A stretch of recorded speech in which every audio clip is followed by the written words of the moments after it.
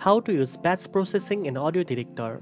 First of all, open AudioDirector on your computer, then import the audio files you want to process. You can add multiple files or entire folders depending on your project requirements. After selecting your files, choose the desired processing options. You can apply effects like noise reduction, normalization, reverb, equalizer, and more.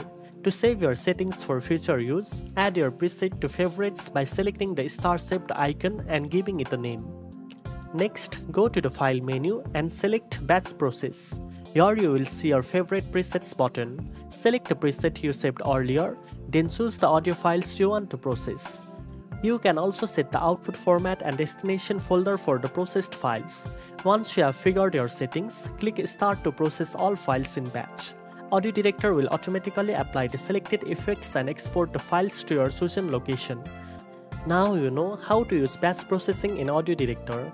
If you found this video helpful, don't forget to like, share and subscribe for more editing tips. Thanks for watching and I'll see you in the next one.